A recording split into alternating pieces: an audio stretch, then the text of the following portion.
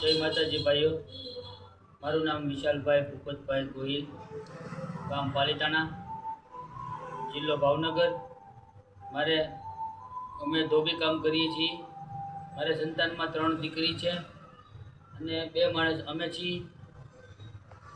અમે દેવભૂમિ દ્વારકા જિલ્લામાં આવેલ જુવાનપુર ગામ, એકલવ્ય સ્કૂલનું નામ એકલવ્યમાં અમે ધોબી કામનો કોન્ટ્રાક્ટ રાખેલ।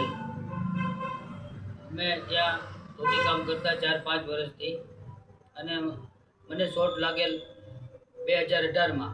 અમારા ટ્રસ્ટીશ્રીએ કહેલું, નવનીત સાહેબ કંચારિયાએ, કે વિશાલભાઈ, આ લાઇટનો છેડો છોકરાઓ હેરાન થાય છે આટલી વાર, તો કે કારીગરનું મળતા નથી, કે તમે જરીક છેડો આપી દો ને। કે તો મેં ના પાડી કે સાહેબ, મને છેડો દેવાનો વિષય નથી, મારો ધોબી કામનો છે, મને લાઇટનું ન ભાવે।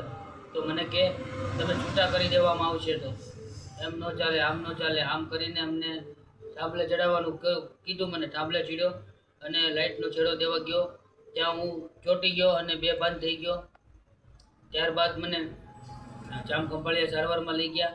ત્યાર પછી મને ત્યાંથી અમદાવાદ સિવિલમાં લઈ ગયા। અમદાવાદ સિવિલમાં બંને હાથ મારા કાપી નાખ્યા અને એ લોકો કે ટ્રસ્ટી અમારા એકલવ્ય સ્કૂલવાળા કે અમે આજીવન રાખશું, ચિંતા કરોમાં, આમ તેમ કરીને ફોસલાવી પટાવીને અમને 1.5-2 વર્ષ ત્યાં રાખ્યા અને ત્યારબાદ અમને લોકડાઉનમાં છૂટા કરી દીધા। અમને કે તમે વેકેશન ખુલ્લે એટલે આવો, એટલે આવતા રહેજો તમ તારે। વેકેશન પછી અમને લોકડાઉન પછી અમને તરછોડી દીધા। ત્યારના પછી કે તમારે જે થાય તે કરી લો, જ્યાં દોડવું હોય ત્યાં દોડી લો। અને અમારી આ અધોગતિ થઈ ગઈ। હાલ અત્યારે આ પોઝિશનમાં 3 દીકરી અને 2 માણસ અમે અમારું પરિવાર રખડતું રઝળતું કરી દીધું આ લોકોએ। બસ અમે 2018થી આજે 2026 ચાલે છે, હજી સુધી અમને કોઈ ન્યાય મળ્યો નથી। ભાવનગર લેબલ કોર્ટમાં હજી સુધી અમારો કેસ ચાલે છે અને હજી સુધી કોઈ ન્યાય મળ્યો નથી।